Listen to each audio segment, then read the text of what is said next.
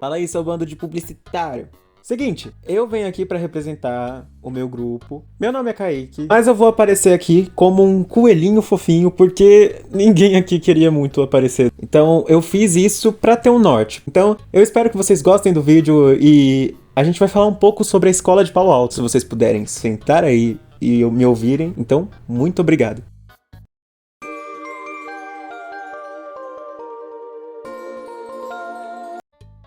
A Escola de Palo Alto, também conhecida como Colégio Invisível, tem sua criação no ano de 1950, na cidade de Palo Alto, Califórnia, em um momento em que os Estados Unidos passavam por um pleno desenvolvimento pós-período pós-Segunda Guerra Mundial, gerando estudos em diversas áreas e até mesmo começando a corrida espacial. Mas não tem como falar da Escola de Palo Alto sem falar de alguns pesquisadores que foram importantes para isso. Então, Gregory Bateson foi um antropólogo, cientista social, linguista e semiólogo nascido em Greenchester, Inglaterra.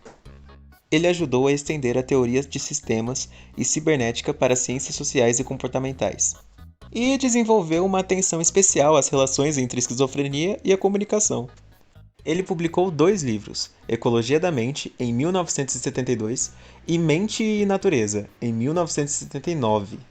Em seguida, temos Jay Haley, estudioso da terapia familiar que desenvolveu o conceito de terapia breve e estratégica, que visava tratar o mais rápido possível determinados aspectos da vida de um paciente. Edward Twitchell Hall, eu acho que é assim que se fala.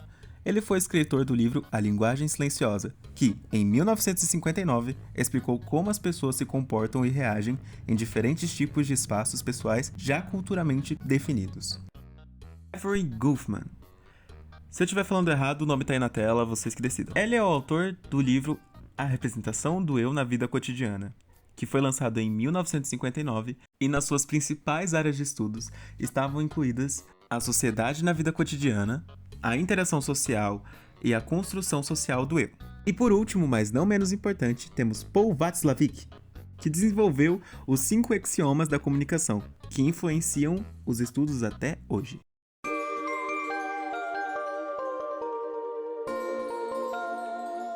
Agora que nós acabamos de ver a parte dos fundadores de Palo Alto, vamos começar a falar das teorias, que é o que eu queria muito começar a falar nesse vídeo. Pra gente começar a dar uma olhada nisso, temos que falar um pouco dos estudos estruturalistas da comunicação.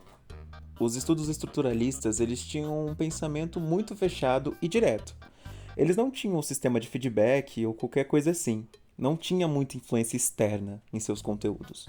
Basicamente, eles objetificavam muito os conteúdos. Era uma coisa para ser enviada e apenas isso. Não tinha essa parte mais sensível porque foram feitos de engenheiros para engenharia. Elas eram muito baseadas na teoria matemática. Então logo ela foi abandonada porque a comunicação começou a ser estruturada pelas ciências humanas, que substituiu a parte lógica da matemática. Em Palo Alto, é uma coisa bem diferente, o contexto é bem mais amplo, seja ele cultural, local ou temporal.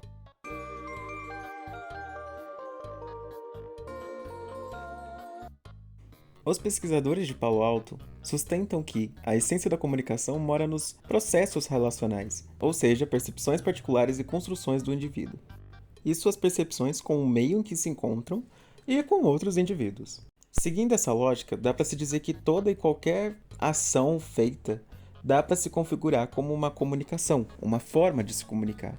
Desde se sentar num parque e jogar pipoca para os pombos, até acordar de manhã e dar um bom dia desanimado, o que comunica que você está triste. As teorias de Palo Alto defendem que tudo isso, modos de falar, gestos e outros tipos de coisas que fazemos, mesmo sem falar nada, transmitem de forma social e permanente uma comunicação. Palo Alto possui algumas importantes teorias. Dentre elas, se destacam as 3 hipóteses da comunicação, a linguagem silenciosa e os 5 axiomas da comunicação, que é o que a gente vai olhar agora. Então vamos começar pelas hipóteses. A primeira é: a essência da comunicação baseia-se em processos relacionais e interacionais, ou seja, é a relação do indivíduo com si próprio e com seu autoconhecimento. Enquanto para os outros, é a interação das partes que é mais importante que os elementos da comunicação. A segunda hipótese é: todo comportamento humano possui valor comunicativo. É impossível um indivíduo não se comunicar, porque o próprio silêncio possui um valor de comunicação para transmitir uma mensagem. Quer dizer algo e exerce influência em si e em outro. As perturbações psíquicas remetem às perturbações da comunicação entre o indivíduo portador do sintoma e seu meio. E isso é uma coisa muito importante para a gente considerar, porque alguns pesquisadores de Palo Alto faziam muitas pesquisas acerca da esquizofrenia, de alguns distúrbios mentais. Assim, psicopatologias são consideradas pontos chaves para a comunicação e seus portadores. Enquanto isso, paralelamente à segunda hipótese, em 1959, o Edward, que já foi citado anteriormente, publica seu livro, A Linguagem Silenciosa. Gestos esses que podem ser expressões corporais, olhares, formas de agir, coisas que não são verbais, sinais que podem ser transmitidos de outras formas, sem serem necessariamente da forma oral, tendo seus próprios significados e passando suas próprias mensagens. Tudo isso de maneira inconsciente. Ele argumenta que esses aspectos da comunicação são cruciais para entender a cultura e as relações interpessoais. Um bom exemplo disso são aqueles sinais de ok que a gente faz com a mão, ou aqueles sinais de coraçãozinho que os idols do K-pop fazem toda hora com os dedos, que já invadiram o mundo inteiro. Então, são exemplos de comunicação através dos gestos. Nosso querido amiguinho Edward também ajuda a introduzir o conceito de prosêmica, que se refere ao estudo do uso do espaço em diferentes culturas e como isso afeta na comunicação. Ele examina como as pessoas em diferentes sociedades têm zonas de espaço pessoal variáveis e como isso pode levar ao mal-entendido ou conflitos em interações interculturais. Eu devo destacar que a Escola de Palo Alto também fala sobre os 5 axiomas, que são espécies de regras da comunicação, os axiomas da comunicação, que são 5 no total. O primeiro é impossível não se comunicar. Todo comportamento social tem seu valor comunicativo, ou seja, o comportamento é uma forma de comunicação, e como não existe o inverso, e não existe nenhum tipo de inverso ao comportamento. Então, mesmo quando você tenta ficar em silêncio e não conversar com alguém, você demonstra que você não quer se comunicar, criando um paradoxo. Então, toda comunicação é uma ação, e toda ação é uma comunicação. Então, mesmo que você não queira se comunicar com alguém, você vai demonstrar que você não quer se comunicar com alguém, que vai comunicar a essa pessoa que você não quer se comunicar, criando, novamente, um paradoxo. O segundo axioma diz que toda comunicação tem aspecto de conteúdo e aspecto de relação. Isso significa que toda comunicação tem, além do significado das palavras, mais informações. Essas informações são a forma do comunicador de entender a relação que tem com o receptor da informação. Isso pode ser no seu tom de voz, gestual ou até de fala. Isso depende. É basicamente quando você conversa com a sua professora e quando você conversa com o seu amigo. A sua professora você vai ter uma postura, com o seu amigo você vai ter outra. Então é basicamente isso. A natureza da relação está dependente da pontuação das consequências comunicacionais dos comunicantes. Tanto o emissor quanto o receptor da comunicação entendem essa comunicação de formas diferentes. Imagine uma conversa entre duas pessoas. Tanto a pessoa que fala quanto a pessoa que escuta e vice-versa terão diferentes aspectos e diferentes visões dessa mesma conversa. É basicamente aquela frase: você sabe o que você disse, mas você não sabe o que o outro escutou.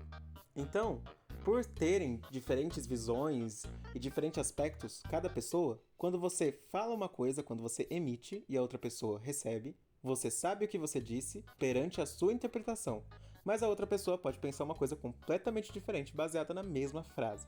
O próximo axioma é basicamente que os seres humanos se comunicam de forma digital e analógica.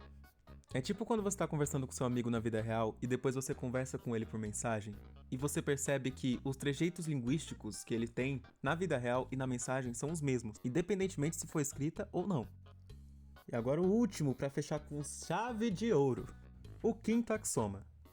As trocas comunicacionais são simétricas ou complementares e se baseiam na igualdade ou na diferença. É basicamente diz que a comunicação sempre vai buscar pelas semelhanças e não pelas diferenças. Quando você está procurando um público específico, você tem que se comunicar com esse público da maneira em que eles se comunicam. Basicamente, para atingir isso, você tem que pensar como eles e conversar com eles.